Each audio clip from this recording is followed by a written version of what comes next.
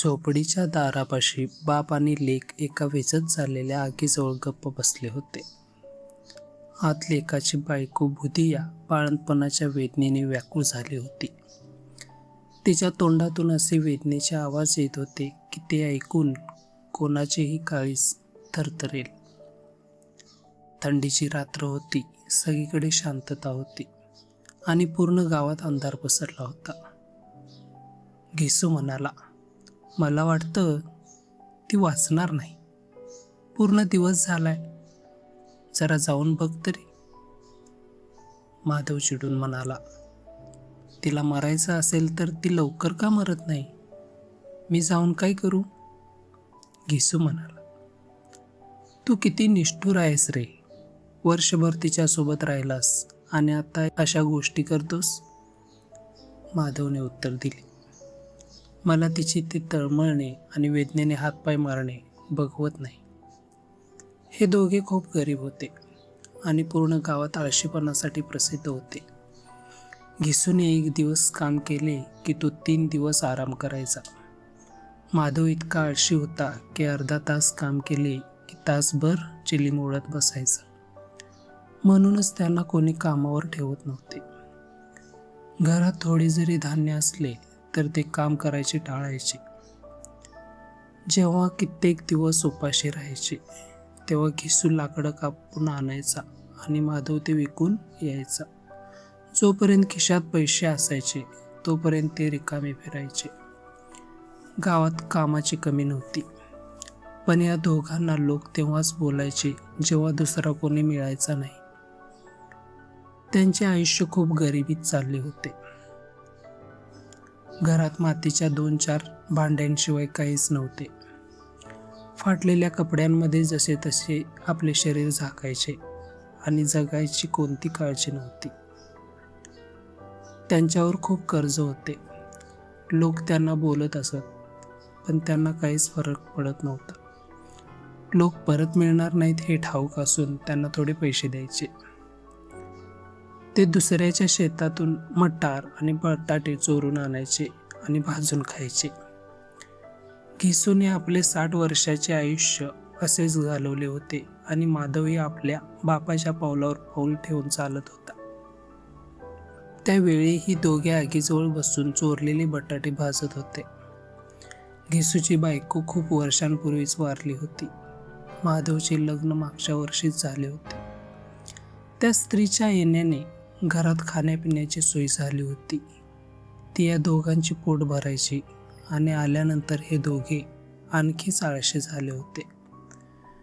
ती स्त्री आज वेदनेने मरत होती आणि हे दोघे वाट पाहत होते की ती कधी मरेल, जेणेकरून ते शांतपणे झोपू शकतील. घिसूने बटाटा सोलत म्हटले, जाऊन बघ तिची काय अवस्था आहे. कदाचित काही बाधा असेल. इथे तर वैद्य सुद्धा 1 रुपया मागतो. माधवला भीती होती की जर तो आत गेला तर घिसू जास्त बटाटे खाऊन टाकेल. तो म्हणाला, मला तिथे जायला भीती वाटते. घिसू म्हणाला, भीती कसली? मी तर इथेच आहे ना. माधव म्हणाला, तर तुम्ही जाऊन बघून या ना. घिसू म्हणाला, जेव्हा माझी बायको वारली तेव्हा मी 3 दिवस तिच्यापासून बाजूला झालो नव्हतो. मी आजपर्यंत तिचे तोंड नीट पाहिले नाही. आज तिची अवस्था कशी पाहू?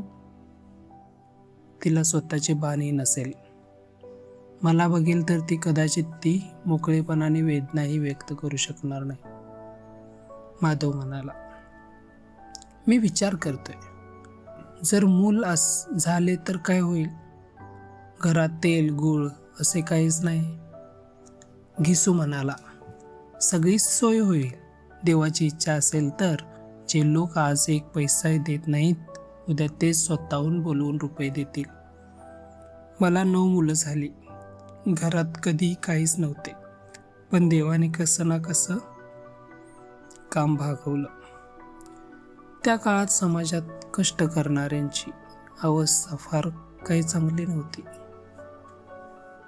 जे लोक इतरांच्या मजबुरीचा फायदा घ्यायचे ते शेतकऱ्यांपेक्षा श्रीमंत होते. अशा परिस्थितीत घिसूचा विचार काही आश्चर्यकारक नव्हता. घिसू खरं तर शेतकऱ्यांपेक्षा हुशार होता. त्याने अतोनात कष्ट करण्यापेक्षा कामचोरांसोबत राहणं पसंत केलं होतं. हो, तो गावाचा मोठा माणूस तर नाही बनू शकला, म्हणूनच पूर्ण गाव त्याला नावं ठेवायचे. तरीही त्याला या गोष्टीचे समाधान होते की भलेही तो गरीब आहे, पण त्याला शेतकऱ्यासारखं दिवस रात्र मरावं लागत नाही. कमीत कमी कोणी त्याचा फायदा तर घेऊ शकत नाही. दोघे गरम गरम बटाटे काढून खाऊ लागले. कालपासून त्यांनी काहीच खाल्ले नव्हते. बटाटे थंड होण्याची वाट बघण्याचा धीर त्यांच्यात नव्हता. कित्येकदा त्यांची जीभ भाजली होती. बटाटा इतका गरम होता की तोंडात ठेवताच जीभ आणि गळा जळू लागला. पण ते पटकन गिळून घ्यायचे, कारण पोटात गेल्यानंतर ते थंड होईल अशी त्यांची समजूत होती. गरम बटाटा घेताना त्यांच्या डोळ्यातून पाणी येत होतं. घिसूला 20 वर्षांपूर्वीच्या एका लग्नाची आठवण आली. त्या जेवणाचा थाट तो आजपर्यंत विसरला नव्हता. तो म्हणाला, ते जेवण मी कधीच विसरू शकत नाही. तेव्हापासून आजपर्यंत तसं पोटभर जेवणही मिळालं नाही.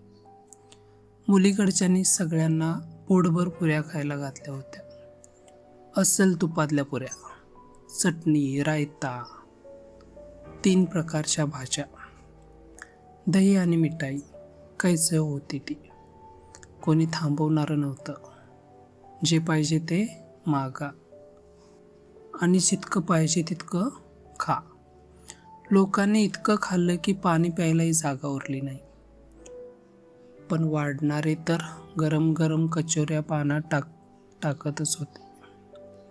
आम्ही नको म्हणत होतो, पण ते ऐकतच नव्हते. जेवण झाल्यानंतर विडा आणि वेलची मिळाली. मला तर उभेच राहत नव्हते. मी सरळ जाऊन माझ्या घोंगडीत आडवा झालो. तो ठाकूर खूप मोठ्या मनाचा होता. माधवने म्हटले, आता आपल्याला असं जेवण कोणीच नाही घालत. घिसू म्हणाला, आता कोणी का घालून देईल? आता सगळेच कंजूस झालेत. म्हणतात, लग्न आणि इतर कामांवर कमी खर्च करा. अरे गरिबांचे पैसे लाटून कुठे ठेवणार? जमा करायला तर पुढे मागे पाहत नाही. फक्त खर्च करताना कंजूसपणा दाखवतात. माधवने विचारलं. तुम्ही 20 पुऱ्या खाल्ल्या असतील, घिसू म्हणाला. 20 पेक्षा तर जास्तच खाल्ल्या असतील, माधव म्हणाला. मी असतो तर 50 खाल्ल्या असत्या, घिसू म्हणाला. 50 पेक्षा कमी तर मीही नाही खाल्ल्या. तू तर माझ्या अर्ध्याही नाहीस. बटाटे खाऊन दोघांनी पाणी प्यायले आणि तिथे जागेजवळ चादर पांघरून सोयीने झोपले. ते असे पडले होते जणू 2 मोठे साप कुंडली मारून पडून राहिलेत आणि आत बुधी अजून वेदनेने विवळत होती. सकाळी जेव्हा माधवने आत जाऊन पाहिले, तेव्हा त्याची बायको वारली होती. तिचे शरीर थंड पडले होते. तोंडावर माशा घोंगावत होत्या. डोळे उघडेच राहिले होते आणि पूर्ण शरीर धुळीने माखले होते. तिच्या पोटातील मूलही दगावले होते. माधव पळत घिसूपाशी गेला आणि दोघे रडू लागले. रडण्याचा आवाज ऐकून शेजारी आले आणि त्यांना समजावू लागले. पण जास्त रडत बसायला वेळ नव्हता. आता कफन आणि लाकडांची सोय करायची होती. घरात एक पैसाही नव्हता. दोघे रडत रडत गावाच्या जमीनदाराकडे गेले. जमीनदार त्या दोघांचा तिरस्कार करायचे आणि अनेकदा त्यांना चोरी केल्याबद्दल शिक्षाही केली होती. जमीनदाराने विचारले, काय रे घिसू, का रडतोयस? तू तर आता गावात दिसतही नाहीस. असं वाटतं तुला इथे राहायचं नाही. घिसूने जमीनदाराच्या पाया पडून रडत म्हटले, मालिक, आम्ही मोठ्या संकटात आहोत. माधवची बायको रात्री वारली. ती रातभर तळमळत होती. आम्ही तिच्या जवळच बसलो होतो. जे शक्य होते ते आम्ही केले. पण ती आम्हाला सोडून गेली. आता घरात खायला देणारे कोणीच नाही साहेब. आम्ही उद्ध्वस्त झालो. तुम्हीच आमचे मायबाप आहात. आता तुम्हीच तिचे अंतिम संस्कार करू शकता. आमच्याकडे जे काही थोडेफार होते ते औषध पाण्यात खर्च झाले. आता तुमची दया होईल तेव्हाच तिचे काम होईल.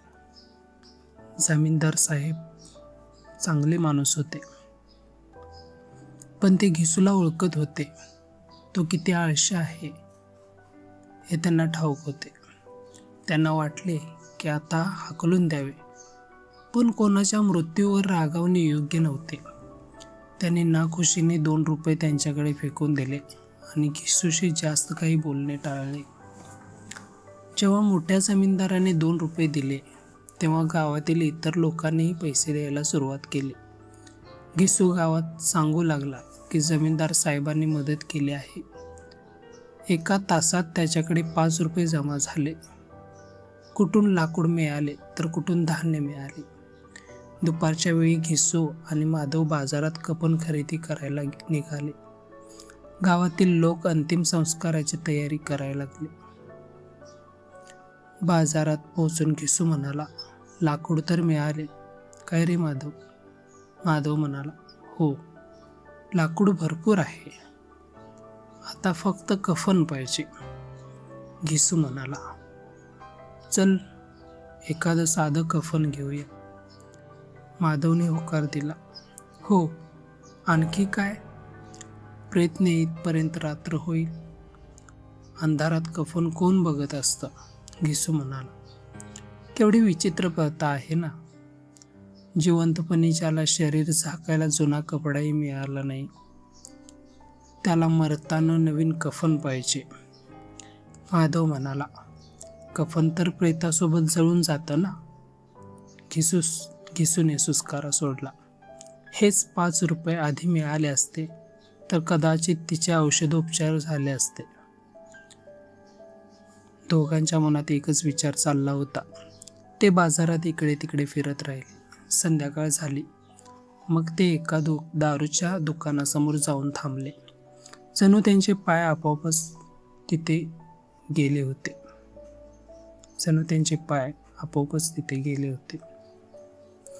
घिसू दुकानात गेला आणि म्हणाला, साहूजी, एक बाटली दारू द्या. सोबत काहीतरी खाणे घेतले आणि दोघे मजेत पिऊ लागले. थोड्या वेळात त्यांना नशा चढू लागली. घिसू म्हणाला, कफन खरेदी करून काय मिळालं असतं? ते तर जळून गेलं असतं. ती काय कफन घेऊन वर जाणार होती का? माधवने आकाशाकडे पाहिले आणि म्हणाला, हा जगाचा नियम आहे. लोक पंडितांना रुपये देतात, पण कोणाला ठाऊक की मरल्यानंतर तो पैसा मिळतो की नाही. घिसू म्हणाला, श्रीमंतांकडे पैसा आहे, ते खर्च करतील. आपल्याकडे काय आहे? माधवने विचारले. पण लोक विचारतील की कफन कुठे आहे, तर आपण काय सांगणार? घिसू हसून म्हणाला, सांगून देऊ की पैसे हरवले. खूप शोधले पण मिळाले नाही. लोक विश्वास तर ठेवणार नाहीत, पण पुन्हा पैसे देतील. माधवी हसू लागला. तो म्हणाला, ती बिचारी खूप चांगली होती. मरता मरताही आपल्याला भरपूर खायला प्यायला देऊन गेली. त्याने अर्ध्यापेक्षा जास्त बाटली संपवली. मग घिसूने पुऱ्या, चटणी, लोणचं आणि इतर खाणे मागवले. त्यांनी 1.5 रुपया खर्च केला आणि ते मोठ्या माणसांसारखे बसून खात होते. त्यांना ना कोणाची भीती होती ना बदनामीची चिंता. घिसू म्हणाला, आपलं मन खुश आहे तर काय तिला याचं पुण्य मिळणार नाही? माधव म्हणाला, नक्कीच मिळेल. देवा, तिला स्वर्गातच ठेव. आज जे जेवण मिळालं तसं कधीच मिळालं नव्हतं. तेवढ्यात माधवने विचारले, आपणही एक दिवस मरून तिथेच जाणार ना? घिसूने काही उत्तर दिले नाही. तो या आनंदाच्या क्षणी मृत्यूची गोष्ट काढून मूड खराब करू इच्छित नव्हता. माधवने विचारली. जर ती बुधिया तिथे देवाकडे आपल्याला विचारू लागली की तुम्ही मला कफन का नाही दिलं, तर आपण काय म्हणणार? घिसूने म्हटले. तिला कफन नक्कीच मिळेल, माधव म्हणाला. पण ती विचारणार तर नक्कीच, घिसू म्हणाला. तुला काय वाटतं? मला जगाचा अनुभव आहे? मी बेवकूफ आहे? तिला कफन मिळेल आणि खूप चांगलं मिळेल, माधव म्हणाला. पैसे तर आपण खाण्यापिण्यात उडवले, आता कफन कोण देणार? दिसू म्हणाला. तेच लोक पुन्हा पैसे देतील, फक्त यावेळी पैसे आपल्या हातात येणार नाही. लोक स्वतः कफन खरेदी करून देतील. जशी रात्र होत होती तशी तिथे गर्दी आणि गोंगाट वाढत होता. लोक आपल्या आयुष्यातील अडचणी विसरण्यासाठी इथे यायचे. बाप लेक मजेत दारू पित होते. पोटभर खाल्ल्यानंतर माधवने उरलेलं अन्न एका भिकाऱ्याला देऊन टाकले. भिकारी खूप भुकेला होता. आयुष्यात पहिल्यांदा माधवला कोणाला काहीतरी देऊन खूप आनंद वाटला. घिसू भिकाऱ्याला म्हणाला, घे, हे खा आणि आशीर्वाद दे. जिच्यामुळे तुला हे मिळाले ती तर मरून गेली, पण तुझा आशीर्वाद तिच्यापर्यंत नक्की पोचेल. माधवने आकाशाकडे बघून म्हटले. ती स्वर्गात जाईल? घिसू म्हणाला, हो, नक्कीच स्वर्गात जाईल. तिने कधी कोणाचं वाईट केलं नाही. मरता मरता आपल्याला पोटभर जेवण देऊन गेली. अचानक त्यांचा मूड बदलला आणि ते दुःखी झाले. माधव रडू लागला आणि म्हणाला, बिचारीने आयुष्यभर खूप दुःख सहन केले. ती खूप वेदनेने मरून गेली. घिसूने त्याला समजवले, रडू नकोस, उलट आनंदी हो की ती या जगातील संकटातून आणि बंधनातून मुक्त झाली. ती नशीबवान होती जी इतक्या लवकर या जगातून सुटली. मग दोघे उभे राहून गाणे गाऊ लागले. सगळे लोक त्यांच्याकडे पाहत होते आणि ते दोघे आपल्या धुंदीत गात होते. मग ते नाचू लागले, उड्या मारू लागले. शेवटी नशेमध्ये पूर्णपणे धुंद होऊन ते दोघे तिथेच जमिनीवर पडले.